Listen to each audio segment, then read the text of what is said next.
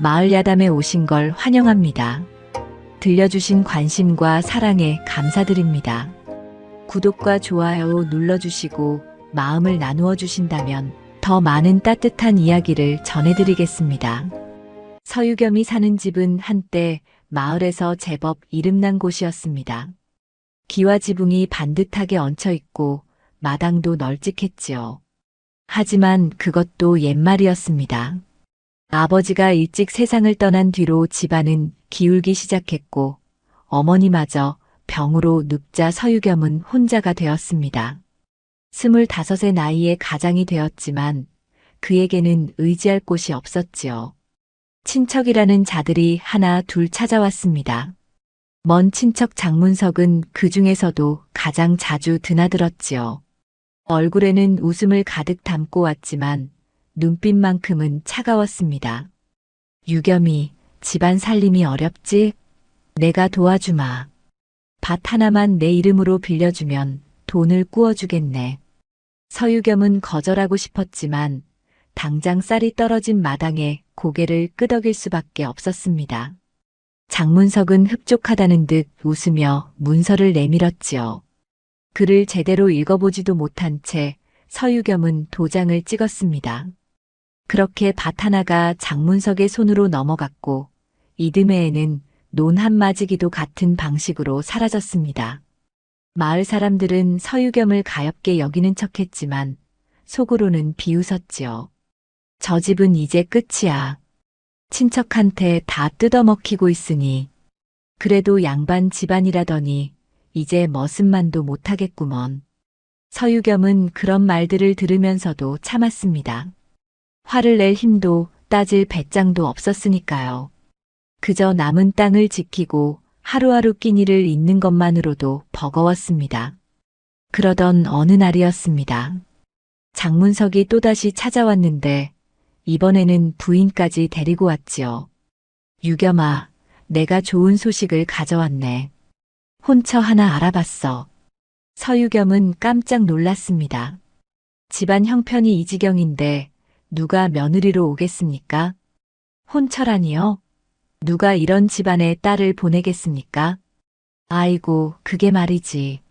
한 부인의 조카딸인데 집안이 넉넉지 못해서 혼처를 못 구하고 있었다네. 마침 내가 자네 이야기를 하니 괜찮다고 하더군. 장문석의 부인이 거들었습니다. 그 아이 참 얌전하고 말수도 적어요. 시집살이 잘할 아이니 걱정 말아요. 서유겸은 영문을 알 수 없었지만 거절할 이유도 없었습니다. 이대로 혼자 살다 가는 데가 끊길 판이었으니까요. 며칠 뒤 혼례가 치러졌습니다. 간소하기 그지없는 혼례였지요. 하객도 몇 되지 않았고 음식상도 초라했습니다. 신부가 초래청으로 들어왔을 때 서유겸은 고개를 들어 신부를 바라보았습니다. 붉은 치마 너머로 보이는 신부의 손은 가느다랗고 하였습니다. 얼굴은 족두리에 가려 보이지 않았지만 숨소리만큼은 또렷했지요. 혼례를 마치고 신부가 신방으로 들어갔습니다. 서유겸이 촛불을 켜고 신부의 족두리를 벗기자 그제야 얼굴이 드러났습니다. 한연아라는 이름의 여인이었지요.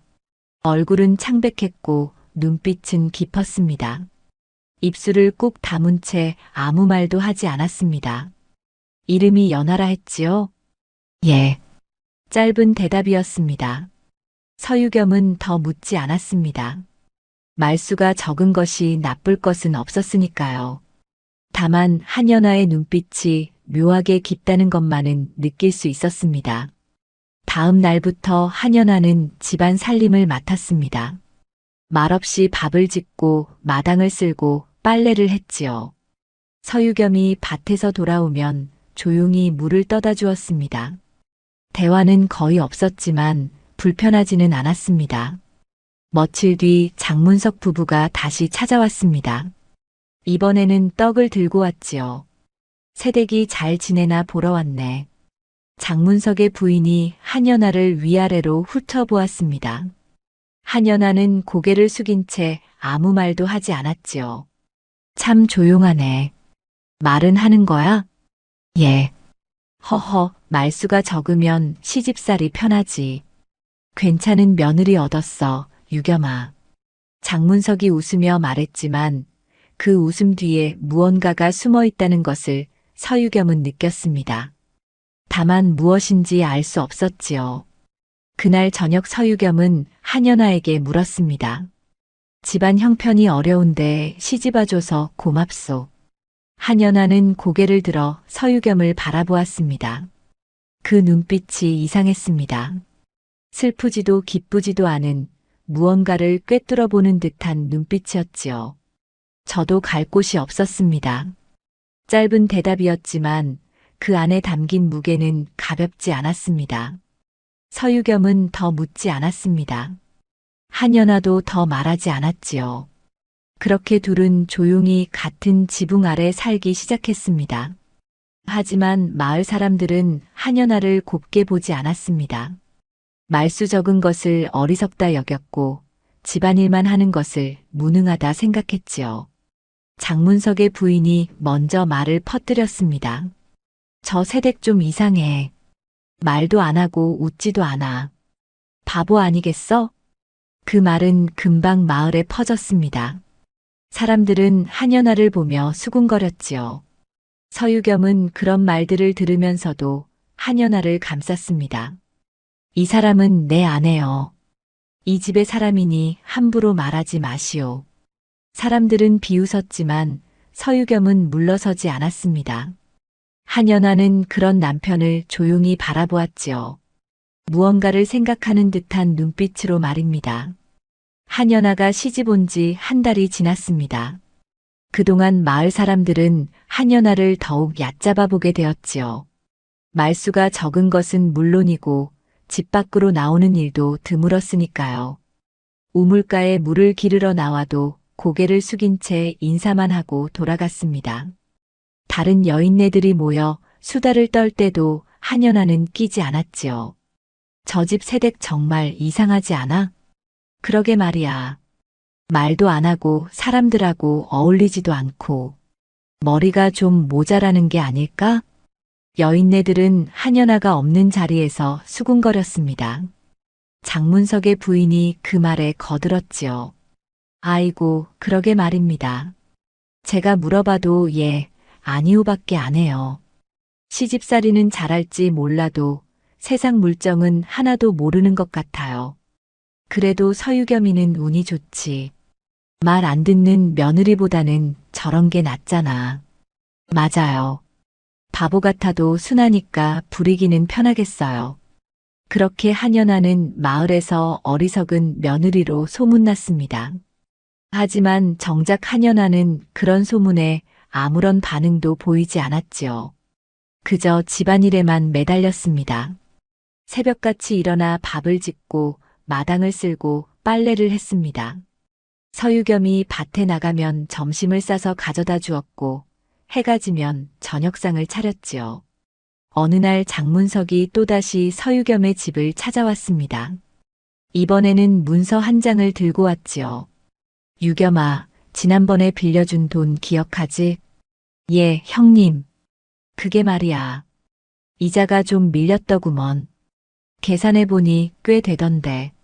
서유겸의 얼굴이 굳어졌습니다. 돈을 빌린 것은 맞지만 이자가 그렇게 많을 리 없었으니까요. 형님, 제가 기억하기로는 그렇게까지 많지 않았는데요. 아니야, 여기 문서에 다 적혀 있잖아. 자네가 도장 찍었으니 부인할 수 없지. 장문석이 문서를 펼쳐 보였습니다. 서유겸은 글을 제대로 읽지 못했기에 문서를 들여다보아도 알 수가 없었지요. 그저 자신의 도장이 찍혀 있다는 것만 확인할 수 있었습니다. 이걸 어떻게 갚아야 합니까? 그러게 말이야. 논 한마지기를 더 넘기면 이자를 탕감해주지. 서유겸은 망설였습니다. 논을 더 넘기면 남는 땅이 거의 없었으니까요. 하지만 돈을 갚을 방도도 없었습니다. 형님, 며칠만 시간을 주십시오. 생각 좀 해보겠습니다. 그래, 그럼 일주일 후에 다시 오지. 장문석이 돌아간 뒤 서유겸은 한숨을 내쉬었습니다. 한연아가 물을 떠다 주며 조용히 물었지요. 무슨 일입니까? 아무것도 아니요. 걱정하지 마시오. 서유겸은 아내에게 걱정을 끼치고 싶지 않았습니다. 하지만 한연아는 남편의 얼굴빛을 보고 무언가 있다는 것을 알았지요. 다만 묻지 않았습니다. 그저 조용히 지켜볼 뿐이었습니다. 며칠 뒤 마을 장터에 일이 있어 서유겸과 한연아가 함께 나갔습니다. 한연아는 처음으로 마을 사람들 앞에 제대로 모습을 드러냈지요. 여인네들이 수군거렸습니다. 저게 서유겸의 부인이야? 말은 하나, 바보 같다던데. 한연아는 그런 말들을 듣고도 표정 하나 변하지 않았습니다. 서유겸이 물건을 사러 가는 동안 한연아는 옆에서 조용히 기다렸지요. 그때 장문석의 부인이 다가왔습니다. 어머, 새댁. 장에 나왔네? 예. 물건은 잘 골라. 세상 물정을 몰라서 바가지 쓰는 거 아냐? 한연아는 대답하지 않았습니다. 그저 고개를 살짝 숙였을 뿐이지요. 장문석의 부인은 비웃으며 말을 이었습니다. 참, 우리 서방이 요새 자네 집에 자주 가지. 돈 문제 때문에 그러는데 너무 걱정하지 마. 우리가 도와주려고 그러는 거니까. 예, 고맙습니다. 고마워할 것 없어. 친척이니까 당연한 거지. 그나저나 자네 집 살림은 좀 어때? 먹을 게 있어? 괜찮습니다. 괜찮긴. 보나 마나 어렵겠지. 남편이 무능하면 아내가 고생이야. 장문석의 부인은 한연아를 불쌍하다는 듯 쳐다보았습니다. 하지만 한연아의 눈빛은 여전히 깊고 고요했지요. 마치 모든 것을 다 알고 있다는 듯한 눈빛이었습니다. 그날 저녁 집으로 돌아온 뒤 한연아는 부엌에서 저녁상을 차렸습니다. 서유겸이 밥을 먹는 동안 한연아는 맞은편에 앉아 가만히 바라보았지요. 오늘 장터에서 장문석의 부인이 무슨 말을 했소? 서유겸이 조심스럽게 물었습니다. 한연아는 잠시 침묵하다가 입을 열었지요. 별 말씀 없으셨습니다. 그 사람들이 자네를 무시하는 것 같아서 마음이 편치 않소. 괜찮습니다. 저는 상관없습니다. 한연아의 목소리는 잔잔했습니다. 서유겸은 아내의 얼굴을 바라보았지요. 말수는 적었지만 눈빛만큼은 단단했습니다. 자네는 이상한 사람이요. 아무리 무시를 당해도 화내지 않으니. 화낼 필요가 없으니까요. 무슨 뜻이요? 그냥 그렇습니다. 한연아는 더 이상 말하지 않았습니다. 서유겸도 더 묻지 않았지요. 다만 아내의 눈빛 속에 무언가가 숨어 있다는 것만은 느낄 수 있었습니다. 한편 장문석은 집에서 부인과 이야기를 나누고 있었습니다. 그 집 새댁은 정말 아무것도 모르는 것 같아요. 바보가 따로 없어요. 그래서 좋지. 눈치도 없고 말도 안 하니 우리 일하기 편하잖아. 그렇긴 한데 좀 이상해요. 아무리 그래도 사람이 저렇게 반응이 없을 수가 있나요? 뭐 어째. 바보면 바보지. 우리한테는 오히려 좋은 일이야. 장문석은 웃으며 말했지만 부인의 마음속에는 묘한 불안감이 자리 잡았습니다. 한연아의 그 깊은 눈빛이 자꾸만 떠올랐으니까요. 하지만 곧 고개를 저었습니다. 바보 같은 며느리가 무슨 수를 쓸 수 있겠습니까? 그날 밤 한연아는 홀로 마루에 앉아 달을 바라보았습니다. 서유겸은 이미 잠들었고 집안은 고요했지요. 한연아의 입가에 희미한 미소가 번졌습니다. 아무도 모르는 미소였습니다. 일주일이 지나자 장문석이 약속대로 다시 찾아왔습니다. 이번에는 혼자가 아니었지요. 마을의 이장과 함께 왔습니다. 이장은 마을에서 나름 체면이 있는 사람이었으니 장문석이 그를 데려온 것은 서유겸을 압박하려는 속셈이었습니다. 유겸아, 생각은 해봤나? 장문석의 목소리에는 여유가 묻어났습니다. 서유겸은 난처한 표정을 지었지요.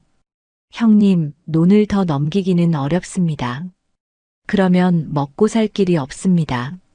그럼 돈으로 갚아야지. 이자까지 하면 꽤 큰 돈인데 어찌할 텐가. 조금만 시간을 더 주십시오. 품팔이라도 해서 갚겠습니다. 장문석이 혀를 찼습니다.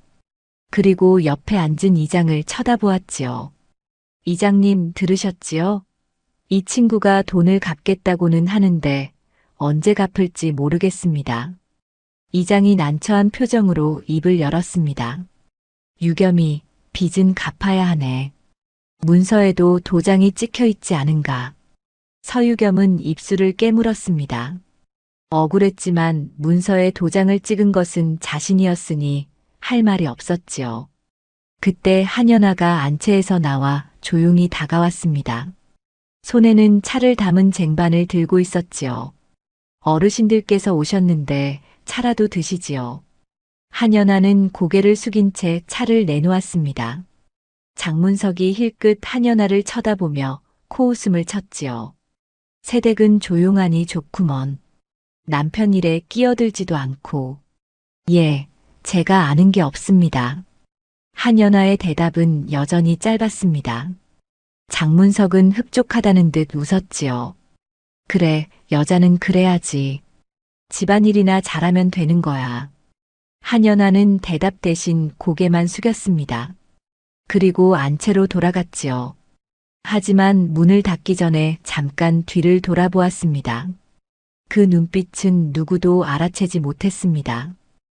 서유겸조차도요. 장문석과 이장이 돌아간 뒤 서유겸은 마루에 주저앉았습니다. 한연아가 다가와 물을 떠다 주었지요. 부인 미안하오. 형편없는 남편을 만나서 고생이요. 괜찮습니다. 무엇이 괜찮단 말이오? 집안은 기울어가고 빚은 늘어만 가는데. 한연아는 잠시 침묵하다가 입을 열었습니다. 문서를 한번 보여주실 수 있습니까? 문서를요? 왜 그러시오? 그냥 한번 보고 싶습니다. 서유겸은 고개를 갸웃했지만 방으로 들어가 문서를 가져왔습니다. 한연아는 문서를 천천히 들여다보았지요. 글을 읽는 눈빛이 예사롭지 않았습니다. 이 문서에 적힌 이자가 맞습니까? 글쎄요, 저는 글을 잘 몰라서. 그럼 처음에 돈을 빌릴 때 얼마라고 하셨습니까? 서유겸이 기억을 더듬었습니다. 한연아는 그의 말을 듣고 나서 문서를 다시 살폈지요. 무언가를 생각하는 듯 눈빛이 깊어졌습니다. 이 문서는 제가 보관하겠습니다. 왜 그러시오? 나중에 필요할 것 같습니다. 한연아는 더 이상 말하지 않았습니다. 서유겸은 영문을 몰랐지만 아내에게 문서를 맡겼지요. 뭔가 생각이 있는 것 같았으니까요. 그날 밤 한연아는 홀로 문서를 펼쳐놓고 꼼꼼히 살폈습니다. 글자 하나하나를 짚어가며 읽었지요. 그리고 다른 종이를 꺼내 무언가를 적기 시작했습니다. 숫자들이 빼곡히 적혔고 날짜도 함께 기록되었습니다. 며칠 뒤 장문석이 마을 어귀에서 이장과 이야기를 나누고 있었습니다. 한연아가 마침 그곳을 지나가게 되었지요. 물동이를 이고 우물로 가는 길이었습니다. 새댁, 남편은 잘 있나? 장문석이 물었습니다. 한연아는 걸음을 멈추고 고개를 숙였지요. 예, 덕분에 잘 있습니다. 그나저나 돈 문제는 생각해봤나? 이대로는 안 되네. 남편께서 고민하고 계십니다. 고민만 하면 뭐하나. 빨리 결정해야지. 한연아는 대답하지 않았습니다. 다만 고개를 한 번 더 숙이고는 우물로 향했지요.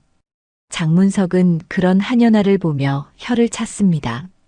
저 여자는 정말 답답해. 남편이 젖꼴인데도 아무 말이 없으니. 그러게 말입니다. 세상 물정을 하나도 모르는 것 같습니다. 이장이 맞장구를 쳤습니다. 하지만 두 사람은 몰랐습니다. 한연아가 그들의 대화를 하나도 빠짐없이 듣고 있었다는 것을요. 우물가에 도착한 한연아는 물을 깃기 전에 잠시 멈춰 섰습니다. 그리고 방금 들은 대화를 마음속에 새겨 넣었지요. 그날 저녁 한연아는 서유겸에게 물었습니다. 장문석 어르신께서 마을에서 어떤 일을 하십니까? 글쎄요, 물건을 사고 파는 장사를 하신다고 들었습니다. 다른 사람들과도 거래를 하십니까? 아마 그럴 겁니다. 왜 그러시오?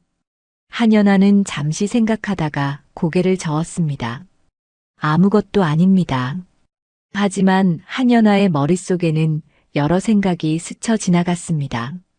장문석이 다른 사람들과 어떤 거래를 하는지, 그 거래가 어떻게 이루어지는지, 돈의 흐름은 어떤지, 모든 것이 퍼즐처럼 맞춰지기 시작했지요. 며칠이 지나자 마을에 소문이 하나 돌았습니다. 장문석이 다른 마을 사람과 곡식 거래를 한다는 소문이었지요. 한연아는 그 소문을 듣고 장터에 나갔습니다. 그리고 조용히 장문석의 거래 모습을 지켜보았습니다. 장문석은 다른 상인과 이야기를 나누며 장부를 펼쳐 보이고 있었습니다. 한연아는 멀찍이 서서 그 모습을 관찰했지요. 장부에 적힌 숫자들, 거래하는 방식, 말투 하나하나를 놓치지 않았습니다. 집으로 돌아온 한연아는 다시 종이를 꺼내 무언가를 적었습니다. 장문석의 거래 방식, 장부 기록 방법, 그리고 말 바꾸는 순간들까지 모든 것을 빠짐없이 기록했지요. 서유겸은 그런 아내의 모습을 보며 물었습니다. 부인, 무엇을 그리 열심히 적으시오? 그냥 살림 기록입니다. 살림 기록이 그리 복잡합니까? 꼼꼼히 해야 나중에 헷갈리지 않습니다. 서유겸은 고개를 끄덕였습니다. 아내가 살림을 열심히 하는 것이라 생각했지요. 하지만 한연아가 적고 있는 것은 살림 기록이 아니었습니다. 장문석을 둘러싼 모든 기록이었습니다. 그날 밤 달빛 아래 앉은 한연아의 눈빛은 더욱 깊어졌습니다. 이제 퍼즐의 조각들이 하나씩 맞춰지고 있었지요. 아무도 모르게 조용히 그러나 확실하게 말입니다. 보름이 지난 어느 날이었습니다. 장문석이 이웃마을 상인과 큰 거래를 앞두고 있었지요. 곡식을 대량으로 사들여 다른 곳에 비싸게 팔 계획이었습니다. 마을 사람들도 그 소문을 알고 있었습니다. 장문석이 이번에 큰 돈을 만진다더군. 그러게 말이야. 곡식 장사로 떼돈을 벌 거래. 한연아는 우물가에서 그런 이야기를 듣고 있었습니다. 여인네들은 한연아가 듣는지도 모르고 수다를 떨었지요. 그런데 말이야, 거래 상대가 까다로운 사람이라던데. 맞아, 약속 시간도 칼같이 지켜야 하고 물건도 정확해야 한대. 한연아는 물동이를 이고 집으로 돌아왔습니다. 그리고 그날 저녁 서유겸에게 조심스럽게 물었지요. 장문석 어르신께서 내일 큰 거래를 하신다면서요? 예, 그런 것 같습니다. 마을에서 다들 그 이야기를 하더군요. 거래 장소가 어디입니까? 장터 동쪽 주막이라고 들었습니다. 왜 그러시오? 한연아는 잠시 생각하다가 말했습니다. 내일 제가 장에 나가야 할 일이 있습니다. 간장을 사야 해서요. 그러시오? 그럼 조심해서 다녀오시오. 다음 날 아침 한연아는 일찍 집을 나섰습니다. 장바구니를 들고 나갔지만 장터로 가는 길은 아니었지요. 대신 장문석의 집 근처를 지나갔습니다. 마침 장문석이 집에서 나오고 있었습니다. 새댁, 어디 가는 길인가? 장에 다녀오려고 합니다. 그래, 조심해서 다녀오게. 장문석은 바쁜 듯 서둘러 걸어갔습니다. 한연아는 그 뒷모습을 지켜보다가 반대 방향으로 걸음을 옮겼지요. 그리고 한 집 앞에 멈춰 섰습니다. 장문석과 거래하기로 한 상인의 집이었습니다. 대문 밖에서 한연아는 잠시 망설였습니다. 그리고 조용히 문을 두드렸지요. 누구시오? 안에서 목소리가 들렸습니다. 한연아는 공손히 대답했습니다. 실례합니다. 장문석 댁에서 심부름 온 사람입니다. 문이 열리고 상인이 나왔습니다. 중년의 사내였지요. 장문석 댁이라고? 무슨 일인가? 급한 일이 생겼다고 전해드리라 하셨습니다. 오늘 거래 시간을 1시간 늦춰달라고요. 뭐라고? 갑자기 시간을 늦춘다고? 상인의 얼굴이 굳어졌습니다. 한연아는 고개를 숙이며 말했지요. 송구합니다. 어르신께서 급한 일이 생기셔서요. 주막에서 기다리고 계시니 조금만 늦게 오시면 됩니다. 에휴, 참. 시간 약속을 칼같이 지키자고 했는데 이게 무슨 일인가. 상인은 불만스러워했지만 어쩔 도리가 없었습니다. 한연아는 다시 한번 고개를 숙이고는 물러났지요. 그리고 한연아는 장터로 향했습니다. 주막 근처에는 사람들이 오가고 있었지요. 한연아는 멀찍이 서서 주막 입구를 지켜보았습니다. 얼마 지나지 않아 장문석이 주막 안으로 들어가는 모습이 보였습니다. 1시간이 흘렀습니다. 장문석은 주막 밖으로 나와 두리번거렸습니다. 약속 시간이 지났는데 상인이 나타나지 않았던 것이지요. 장문석의 얼굴에 초조함이 번졌습니다. 또 1시간이 흘렀습니다. 그제야 상인이 주막에 도착했지요. 장문석이 달려가 말했습니다. 어찌 이제 오시는 겁니까?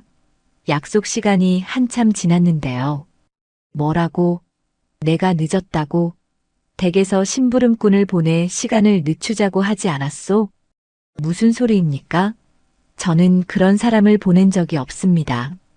두 사람은 서로를 노려보았습니다. 상인의 얼굴이 붉어졌지요. 장문석, 장사치가 거짓말을 하면 어떻게 됩니까? 분명히 댁집에서 여자가 와서 시간을 늦추라고 했소. 제 집에는 부인밖에 없는데 부인이 나갈 일이 없습니다. 누군가 사칭한 것 같습니다. 사칭이라니. 이건 날 놀린 거 아니요? 상인은 화를 내며 돌아서려고 했습니다.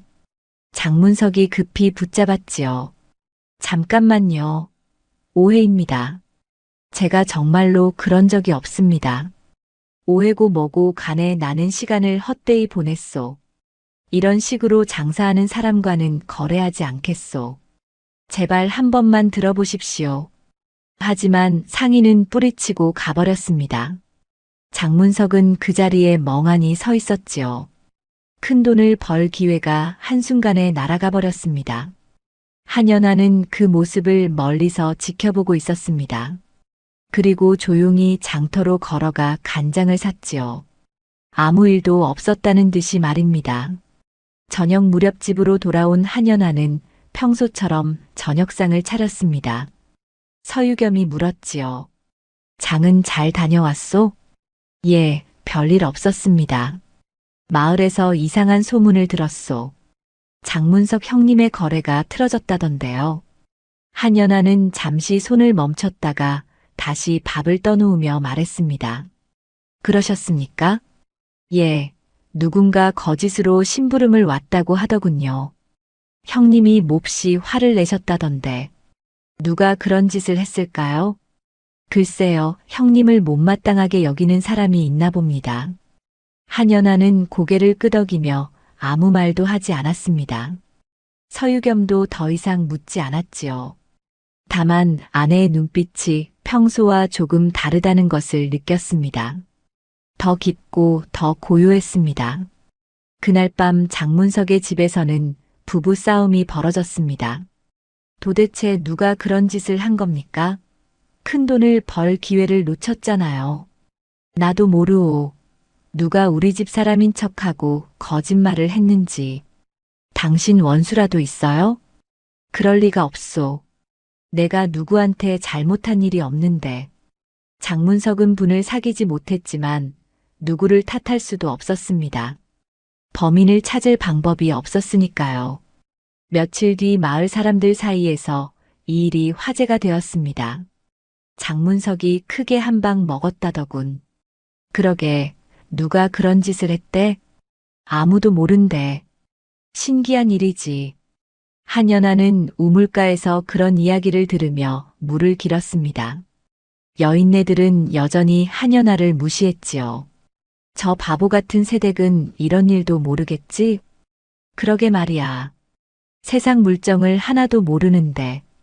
한연아는 아무 대꾸 없이 물동이를 이고 집으로 돌아왔습니다. 그 얼굴에는 여전히 아무런 표정이 없었습니다. 하지만 그 눈빛 깊은 곳에는 작은 빛이 번뜩이고 있었지요. 아무도 알아채지 못하는 아주 작은 빛이었습니다. 거래가 틀어진 뒤로 장문석은 며칠 동안 골똘히 생각에 잠겨 있었습니다. 큰 돈을 벌 기회를 놓친 것이 분했지요. 그래서 다른 방법을 찾기로 했습니다. 이번에는 더 큰 판을 벌이기로 한 것입니다. 이번에는 실패할 수 없어. 더 확실한 거래를 해야겠어. 장문석은 이웃 고을의 부유한 상인과 접촉했습니다. 곡식뿐만 아니라 옷감까지 함께 거래하기로 한 것이지요. 거래 규모는 전보다 2배나 컸습니다. 마을 사람들이 또다시 수군거렸습니다. 장문석이 이번에는 더 큰 장사를 벌인다더군. 지난번 실패를 만회하려고 그러나 봐. 그런데 돈은 어디서 구했대? 그렇게 큰 돈을 어떻게 마련했을까? 한연아는 우물가에서 그런 이야기들을 들었습니다. 귀를 기울이며 물을 길었지요. 장문석의 부인이 다른 여인네들에게 자랑하듯 말했습니다. 우리 서방이 이번에는 제대로 한 건 하실 거예요. 큰 돈이 들어올 거라니까요. 부인, 부러워요. 돈 많이 버시면 좋겠네요. 그럼요. 이번에 성공하면 땅도 더 사고 집도 크게 지을 거예요. 한연아는 물동이를 이고 집으로 돌아왔습니다. 그리고 서유겸에게 물었지요. 장문석 어르신께서 큰 거래를 준비하신다면서요? 예, 그런 것 같습니다. 마을에서 모두 그 이야기를 하더군요. 거래가 잘 되면 좋겠습니다. 서유겸은 아내의 말에 고개를 끄덕였습니다. 하지만 한연아의 눈빛에는 다른 생각이 담겨 있었지요. 그날 밤 한연아는 다시 종이를 꺼내 무언가를 적었습니다. 장문석의 새로운 거래에 대한 정보들이었습니다. 며칠 뒤 한연아는 장터에 나갔습니다. 이번에는 정말로 물건을 사러 간 것이었지요. 하지만 장터를 돌아다니다가 우연히 장문석과 마주쳤습니다. 새댁, 장에 나왔구먼. 예, 어르신.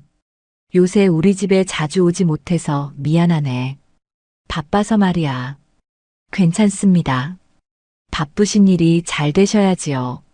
장문석은 흡족하다는 듯 웃었습니다. 그리고 무심코 말을 이었지요. 이번 거래만 잘 되면 큰 돈이 생기네. 그러면 자네 집빚 문제도 천천히 해결할 수 있을 거야. 감사합니다, 어르신. 그나저나 자네 남편은 아직도 돈 넘기는 것에 대해 생각 중인가? 예, 고민하고 계십니다. 에휴, 그렇게 오래 고민할 일인가? 빨리 결정하면 좋으련만. 장문석이 혀를 차며 말했습니다. 한연아는 고개를 숙이며 대답했지요. 남편께서 신중하게 생각하고 계십니다. 그래, 뭐 천천히 생각해보게. 내가 급하게 재촉할 일은 아니니까. 장문석은 그렇게 말하고는 떠났습니다.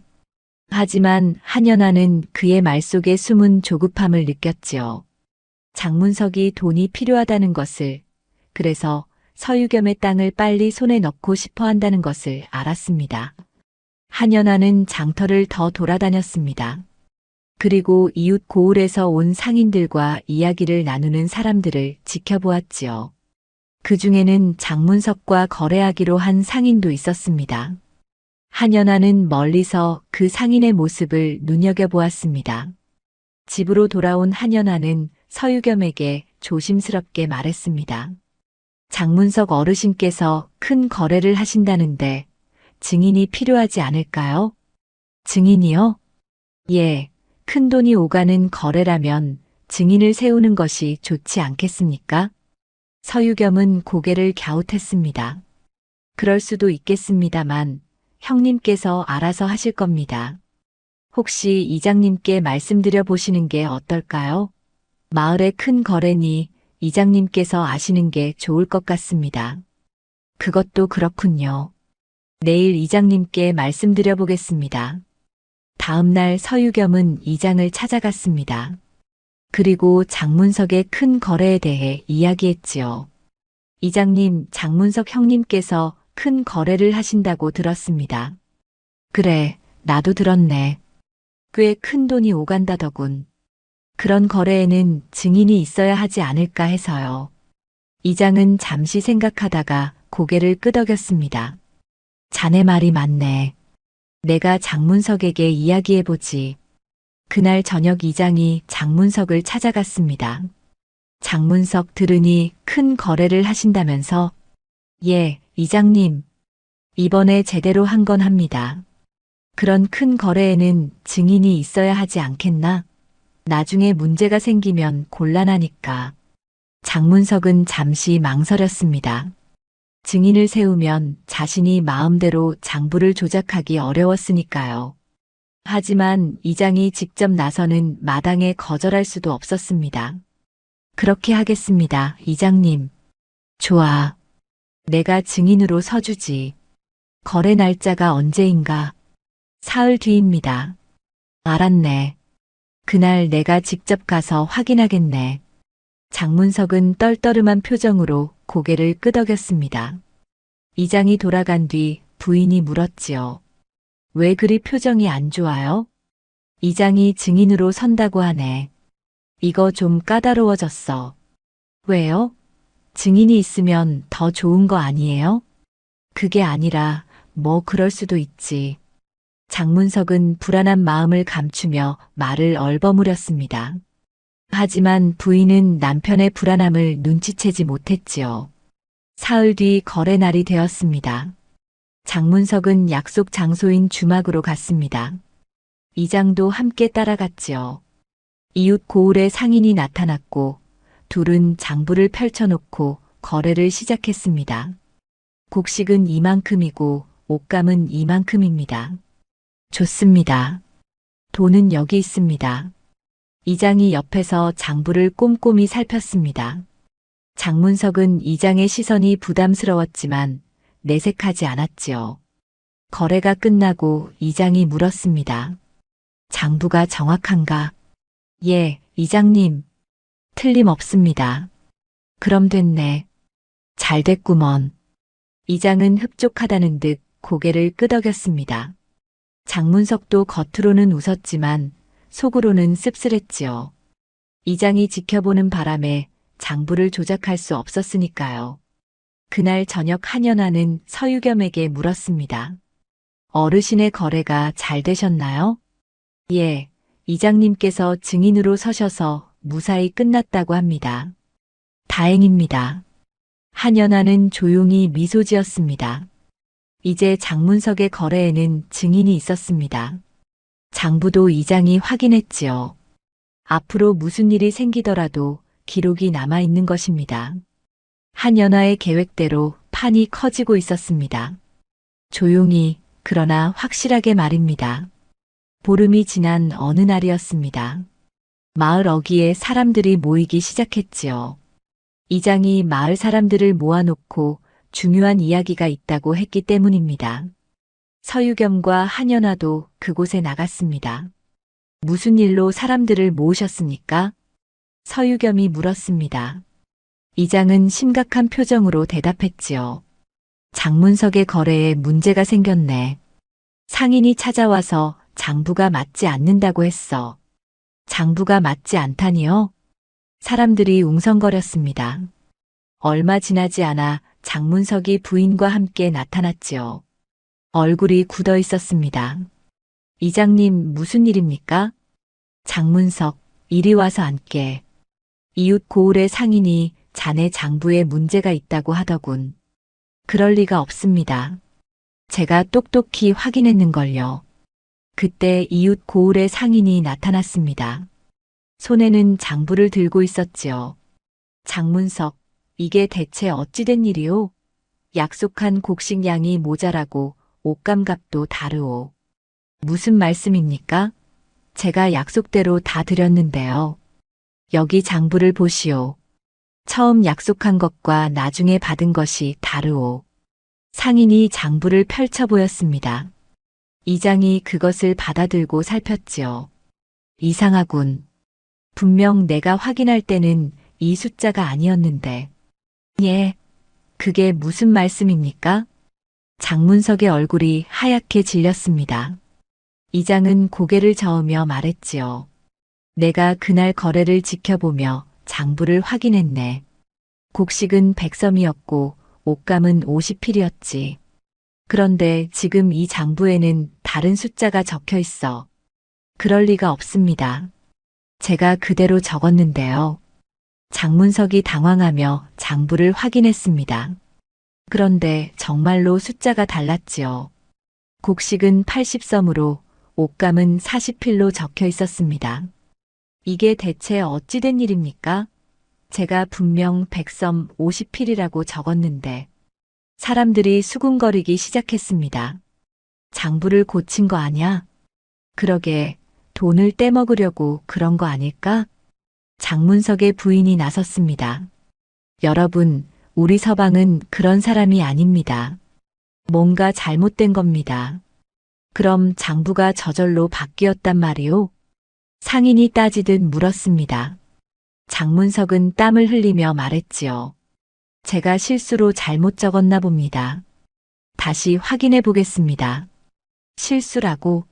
이런 큰 거래에서 실수를 하다니. 그때 한연아가 조용히 앞으로 나섰습니다. 사람들이 놀라 한연아를 바라보았지요.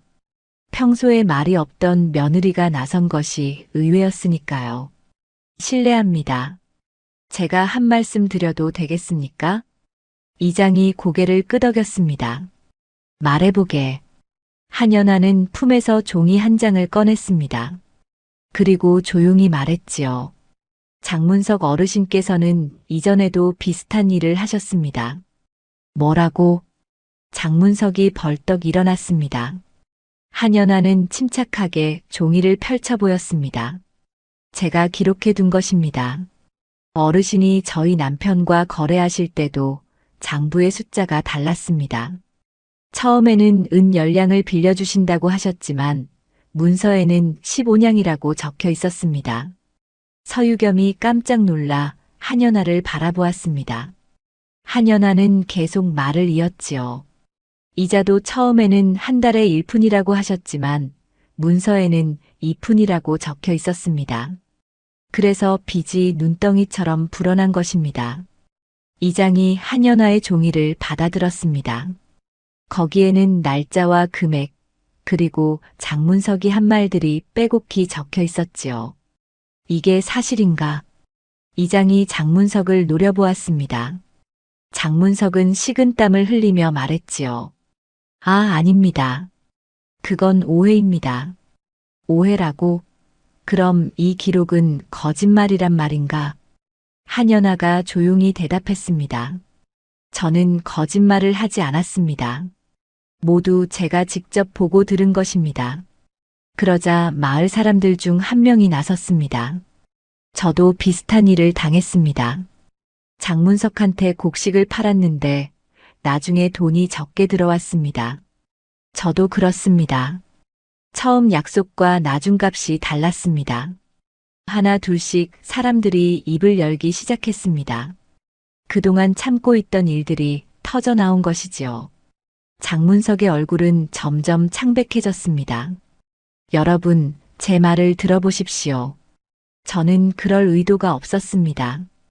의도가 없었다고? 그럼 이 모든 것이 우연이란 말이오? 상인이 목소리를 높였습니다. 이장도 고개를 저었지요. 장문석, 나는 자네를 믿었네. 그런데 이런 짓을 했다니. 이장님, 제발 한 번만 기회를 주십시오. 장문석이 무릎을 꿇었습니다. 하지만 사람들의 시선은 차가웠지요. 장문석의 부인도 당황해서 어쩔 줄을 몰랐습니다. 한연아는 다시 입을 열었습니다. 어르신께서는 저희 남편에게서 받은 땅도 돌려주셔야 합니다. 빚이 실제보다 많이 불어났으니 땅을 빼앗을 권리가 없습니다. 맞는 말이네. 이장이 고개를 끄덕였습니다. 그리고 장문석을 바라보며 말했지요. 장문석, 자네는 마을 사람들을 속였네. 서유겸의 땅을 당장 돌려주고 빚도 다시 계산하게. 하지만 이장님, 하지만은 없네. 여기 증인도 있고 기록도 있지 않은가. 자네가 잘못한 것은 분명하네. 장문석은 더 이상 할 말이 없었습니다. 사람들의 따가운 시선 속에서 고개를 떨구었지요. 부인도 눈물을 흘리며 옆에 앉아 있었습니다. 서유겸은 옆에 서 있는 한연아를 바라보았습니다. 아내가 이렇게 모든 것을 계획하고 있었다니 믿을 수가 없었지요. 하지만 고마웠습니다. 아내가 자신을 위해 이렇게까지 해준 것이 말입니다. 한연아는 서유겸을 돌아보며 조용히 말했습니다. 이제 괜찮습니다. 더 이상 어르신에게 시달리지 않아도 됩니다. 서유겸은 아내의 손을 꼭 잡았습니다. 그 손이 따뜻했지요. 그동안 말없이 모든 것을 지켜보며 준비하던 아내의 마음이 느껴졌습니다. 그날 저녁 마을은 떠들썩했습니다. 조용했던 며느리가 사실은 모든 것을 꿰뚫고 있었다는 소문이 퍼졌지요. 사람들은 그제야 한연아를 다시 보기 시작했습니다. 바보라고 무시했던 며느리가 실은 가장 똑똑한 사람이었다는 것을 깨달았으니까요. 그날 밤 마을은 한연아의 이야기로 가득했습니다. 우물가에서, 길가에서 사람들은 입을 모아 말했지요. 서유겸의 부인이 그렇게 똑똑한 줄 몰랐네. 그러게 말이야. 우리가 바보라고 했는데 알고 보니 우리가 바보였어. 말이 없는 게 아니라 필요 없는 말을 안 한 거였구먼. 여인네들은 부끄러워하며 고개를 숙였습니다. 그동안 한연아를 무시했던 것이 후회되었지요. 장문석의 부인은 집안에 틀어박혀 나오지 않았습니다. 얼굴을 들 수가 없었으니까요. 다음 날 아침 이장이 서유겸의 집을 찾아왔습니다. 유겸이, 어제 일은 정말 놀라웠네. 자네 부인이 그렇게 지혜로운 줄 몰랐어. 저도 몰랐습니다, 이장님. 서유겸이 솔직하게 대답했습니다. 이장이 웃으며 말했지요. 자네는 복이 많은 사람이야. 그런 부인을 만났으니 말이야. 한연아가 차를 내왔습니다. 이장은 한연아를 바라보며 고개를 숙였습니다. 부인, 그동안 무시해서 미안하네.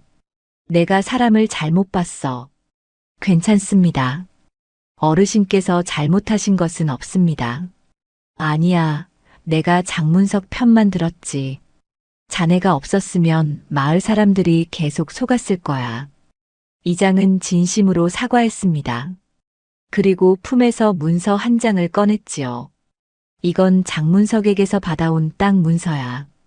유겸이 땅이 다시 돌아왔네. 서유겸이 문서를 받아들었습니다.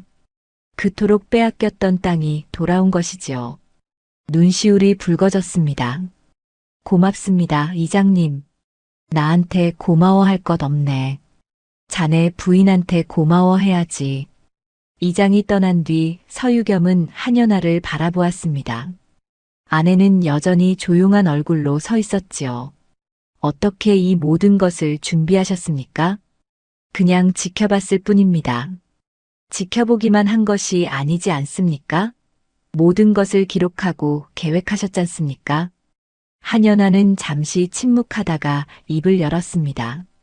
남편께서 고통받는 모습을 보고만 있을 수 없었습니다. 제가 할 수 있는 일을 했을 뿐입니다.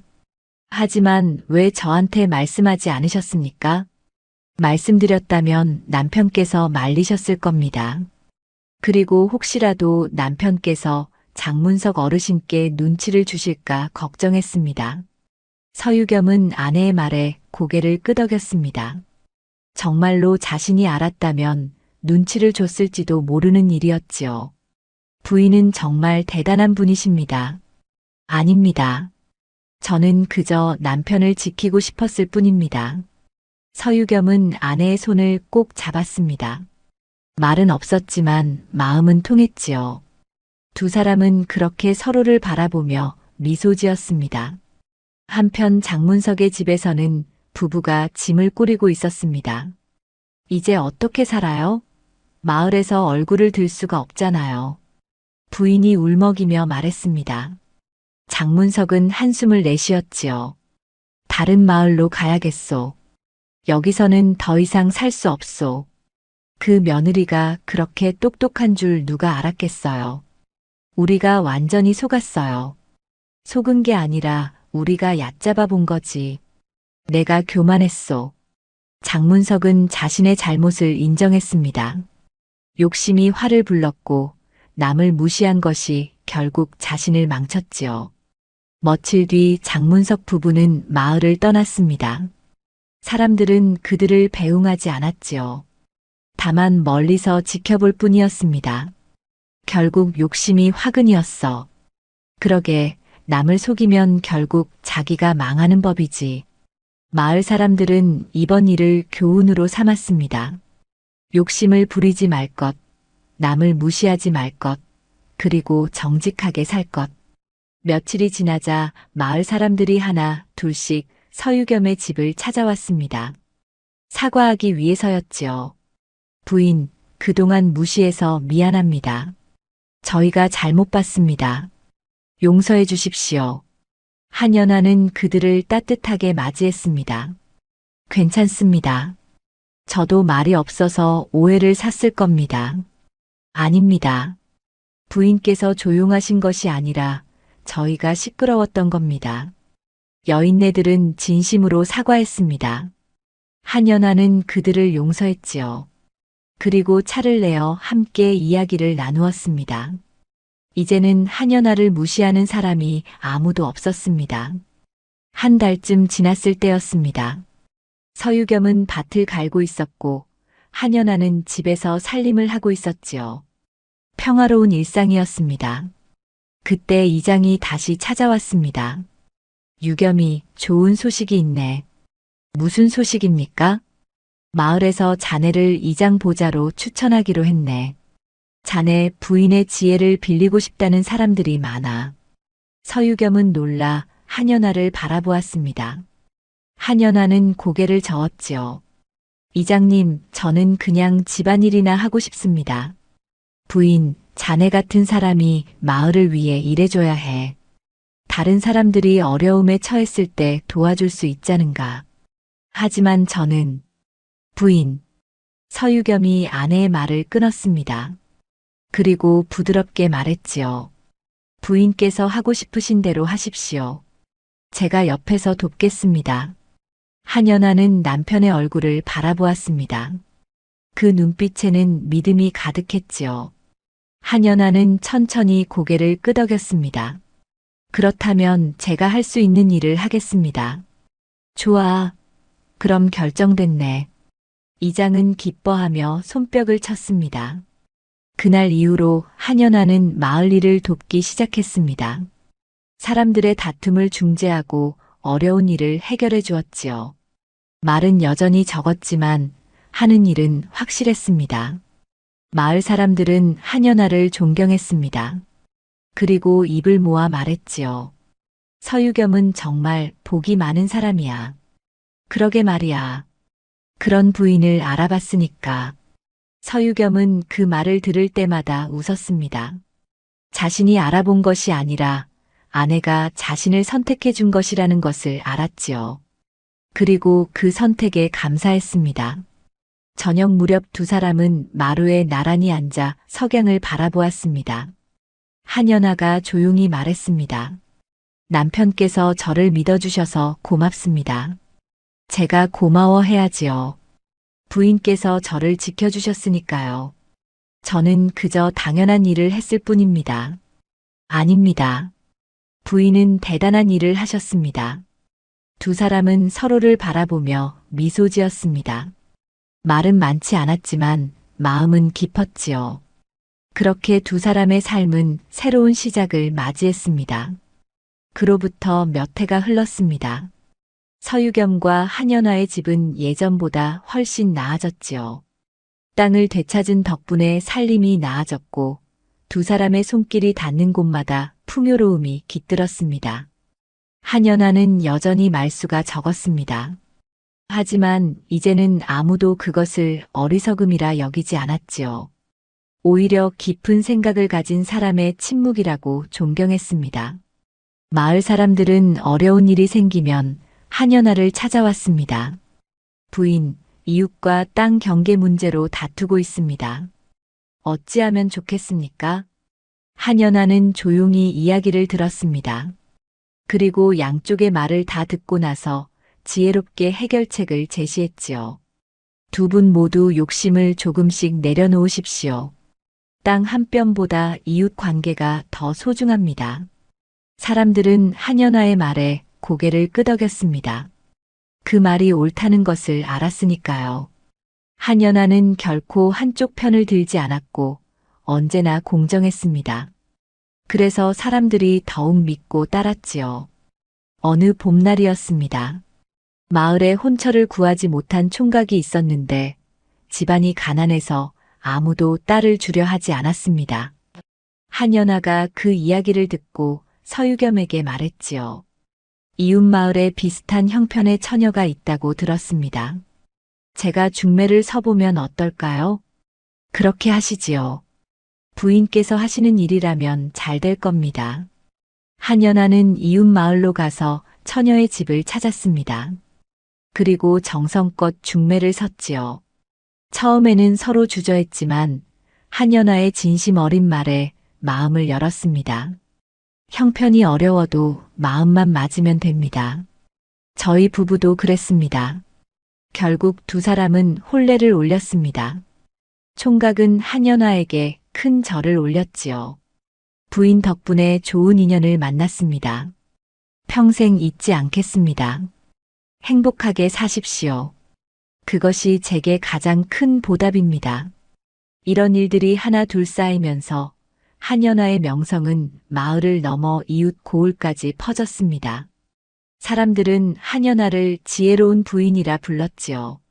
어느 날 저녁 서유겸과 한연아는 마루에 앉아 차를 마시고 있었습니다. 서유겸이 아내를 바라보며 말했습니다. 부인, 요새 마을 일로 너무 바쁘신 것 아닙니까? 몸이 괜찮으신지요? 괜찮습니다. 제가 할 수 있는 일을 하는 것뿐입니다. 부인께서는 정말 대단하십니다. 처음 오셨을 때는 아무 말씀도 없으셔서 걱정했는데 한연아는 차를 한 모금 마시고 조용히 말했습니다. 저는 말이 필요 없는 사람들 사이에서 자랐습니다. 말보다 행동이 중요하다고 배웠지요. 그게 무슨 뜻입니까? 제 집안도 한때는 괜찮았습니다. 하지만 아버지께서 돌아가신 뒤 친척들이 재산을 노렸지요. 말로는 도와준다고 했지만 실제로는 빼앗아갔습니다. 서유겸은 처음 듣는 이야기였습니다. 한연아는 계속 말을 이었지요. 그때 저는 배웠습니다. 말이 많은 사람을 조심해야 한다는 것을. 그리고 진짜 도움은 조용히 온다는 것을요. 그래서 말씀이 적으셨던 겁니까? 예. 그리고 사람들을 지켜보고 싶었습니다. 누가 진심인지, 누가 거짓인지 알고 싶었으니까요. 서유겸은 아내의 손을 꼭 잡았습니다. 부인께서 저를 선택해 주셔서 고맙습니다. 아닙니다. 남편께서 저를 받아주셔서 고맙습니다. 남편께서는 제가 말이 없어도 무시하지 않으셨지요. 당연한 일 아닙니까? 아닙니다. 세상에는 말 없는 사람을 무시하는 이들이 많습니다. 하지만 남편께서는 달랐습니다. 저를 이 집의 사람이라고 말씀해 주셨지요. 서유겸은 그때를 떠올렸습니다. 마을 사람들이 한연아를 무시할 때 자신이 했던 말을 기억했지요. 그 한마디가 아내에게 얼마나 큰 힘이 되었는지 이제야 알았습니다. 부인은 제게 너무 과분한 사람입니다. 아닙니다. 저희는 서로에게 필요한 사람입니다. 두 사람은 마주보며 미소 지었습니다. 말은 많지 않았지만 마음은 깊이 통했지요. 그의 가을 마을에 풍년이 들었습니다. 서유겸의 밭에서도 곡식이 풍성하게 자랐지요. 추수를 마치고 서유겸은 곡간을 바라보며 감개무량해했습니다. 이 모든 것이 부인 덕분입니다. 아닙니다. 남편께서 땀 흘려 일하신 덕분입니다. 부인께서 지켜주시지 않았다면 이 땅도 제 것이 아니었을 겁니다. 한연아는 고개를 저었습니다. 그리고 조용히 말했지요. 복은 굴러오는 것이 아닙니다. 알아보는 사람이 붙잡는 것입니다. 무슨 뜻입니까? 남편께서는 제가 말이 없어도 저를 사람으로 대해주셨습니다. 그것이 복을 붙잡은 것입니다. 서유겸은 아내의 말에 깊이 생각했습니다. 자신이 특별히 잘한 것이 없는데 아내는 그것을 큰 의미로 여기고 있었지요. 저는 그저 당연한 일을 했을 뿐인데요. 당연한 일을 하는 사람이 많지 않습니다. 그래서 귀한 것입니다. 마을 사람들도 비슷한 이야기를 했습니다. 서유겸은 정말 복이 많은 사람이야. 그런 부인을 알아봤으니 당연하지. 알아본 게 아니라 대접을 잘한 거야. 그래서 부인이 힘을 쓴 거지. 사람들은 이제 알았습니다. 복은 그냥 오는 것이 아니라는 것을요. 사람을 겉모습으로 판단하지 않고 말이 없어도 무시하지 않고 진심으로 대할 때 복이 온다는 것을 말입니다. 겨울이 왔습니다. 눈이 소복이 쌓인 마당에서 서유겸과 한연아는 나란히 서서 하늘을 바라보았습니다. 부인, 행복하십니까? 예, 남편께서 곁에 계시니 행복합니다. 저도 부인 덕분에 행복합니다. 두 사람은 서로의 손을 꼭 잡았습니다. 따뜻한 온기가 전해졌지요. 말은 많지 않았지만 마음은 가득했습니다. 그날 밤 마을 어귀에서 어떤 나그네가 이 마을의 이야기를 듣고 감탄했습니다. 조용한 며느리가 집안을 살렸다니 참으로 신기한 일이로구나. 마을 사람이 대답했습니다. 신기한 일이 아닙니다. 당연한 일입니다. 사람을 제대로 알아보니가 복을 얻은 것이지요. 그 말은 세월이 흘러도 마을에 전해졌습니다. 그리고 사람들은 이 이야기를 들을 때마다 생각했지요. 겉으로 드러나는 것만으로 사람을 판단하지 말아야 한다고, 진짜 복은 알아보는 사람에게 온다고 말입니다.